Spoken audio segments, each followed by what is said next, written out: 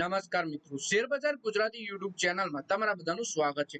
મિત્રો, આજે આપણે પ્રાઇવેટ સેક્ટરની સૌથી મોટી બેંકના શેર વિશે વાત કરવાના છે। એટલે કે મિત્રો, આ બેંકના શેર ઉપર ચાર બ્રોકરેજ હાઉસ ખરીદીની સલાહ આપી રહ્યા છે।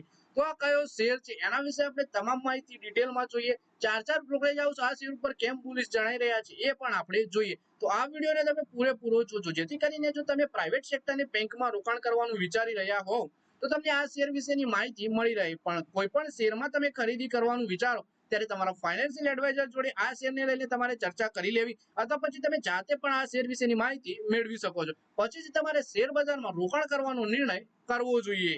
તો મિત્રો, વાત કરીએ એચડીએફસી બેંકના જૂન ક્વાર્ટરના પરિણામો પછી કંપનીનો શેર સીએલએસએ, ગોલ્ડમેન સેક્સ, જેફરીઝ અને નોમુરા જેવા વિદેશી બ્રોકરેજ હાઉસનો પ્રિય બની ગયો છે।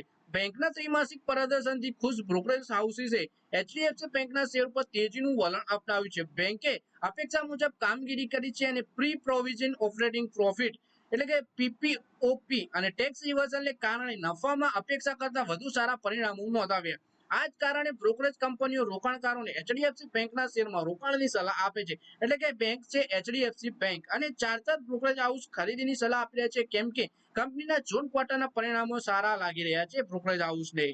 વધારે માહિતી જોઈએ આપણે એચડીએફસી બેંકના શેર વિશે।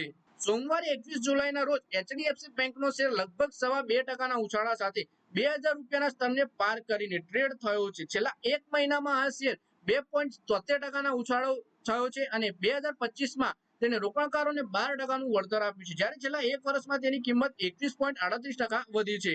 પછી આ શેર પર બ્રોકરેજ હાઉસ શા માટે તેજીનું જણાઈ રહ્યા છે એ જોઈએ આપણે। તો જેફરીઝે એચડીએફસી બેંકના નફાની અપેક્ષા કરતા વધુ સારો ગણાવ્યો। તેણે કહ્યું કે બેંકના લોન ગ્રોથ સારો રહ્યો, ડિપોઝિટ ગ્રોથ મજબૂત હતો, નેટ ઇન્ટરેસ્ટ માર્જિન પણ ઓછા પ્રમાણમાં ઓછો ઘટ્યો હતો અને એસેટ ગુણવત્તા સ્થિર રહી હતી। બ્રોકરેજની આશા હતી કે કર કાપ દરમાં ઘટાડો, સરળ નિયમો અને તહેવારોની મોસમ જેવા પરિબળો બીજા ભાગના ક્ષેત્ર અને બેંકને બંનેના વિકાસમાં સુધારો કરશે। પછી એચડીએફસી બેંકના ટાર્ગેટ શું આપ્યું એ જોઈએ તો જેફરીઝે બેંકના શેરનો લક્ષ્ય વધારી 2400 રૂપિયા કર્યો છે।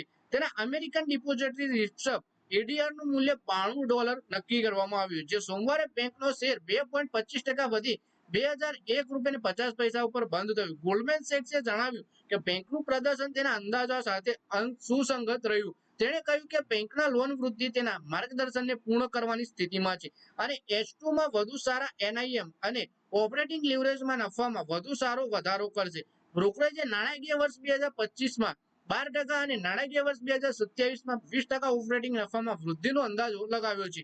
ગોલ્ડમેન સેક્સ બેંકને આઉટપર્ફોર્મ રેટિંગ આપતા 2327 રૂપિયાનો ટાર્ગેટ નક્કી કર્યો છે। પછી સીએલએસએ નો શું અભિપ્રાય છે શેર વિશે જોઈએ તો બેંકના એનઆઈએ અને પીપીઓપી તેનો અંદાજ કરતા અનુક્રમે 2% અને 10% સારા રહ્યા। ડિપોઝિટ વૃદ્ધિ અને એનઆઈએમ કામગીરી મુખ્ય હાઇલાઇટ્સ હતા। સીએલએસએ કહ્યું કે મોટી બેંકમાં 15 બીપીએસ એનઆઈએમ ઘટાડો અપેક્ષિત હતો, પરંતુ એચડીએફસી બેંકે 11 બીપીએસ નો ઘટાડો દર્શાવ્યો, જે વધુ સારું છે। સીએલએસએ તેનો ટાર્ગેટ 2200 રૂપિયાથી વધારી 2300 રૂપિયા અને ઓપરેટિંગ રેટિંગ જાળવી રાખ્યું છે। નોમુરાએ જણાવ્યું હતું કે એચડીએફસી બેંકનું મૂલ્યાંકન જૂન 2027 બીવીપીએસ ના 2.3 ગણા ઉપર કરી રહ્યું છે કામ। તેનો ટાર્ગેટ 2190 રૂપિયા અગાઉ 2140 હતો। બ્રોકરેજ દ્વારા બેંકનું સબસિડિયરી મૂલ્ય 240 હોવાનો અંદાજ લગાવ્યો છે। તો મિત્રો, આ વિડીયોમાં આપણે એચડીએફસી બેંકના શેર વિશે વાત કરી, જેમાં ચાર બ્રોકરેજ હાઉસે ખરીદીની સલાહ આપી છે। કંપનીના ક્વાર્ટરલી પરિણામ જોઈએ તો મિત્રો, આ વિડીયોમાં બસ આટલું જ। હવે મળીએ આવનારા વિડીયોમાં। ત્યાં સુધી વિડીયોમાં લાઈક કરો, કોમેન્ટ કરો અને વિડીયો પોતાના મિત્રો સાથે ફેસબુક, ઇન્સ્ટાગ્રામ, વોટ્સએપ બધી જગ્યાએ શેર કરો। શેર બજારની આવી જ માહિતી ગુજરાતીમાં જોવા માટે તમે ચેનલને સબસ્ક્રાઇબ કરી ઘંટડી પર દબાવી દેજો।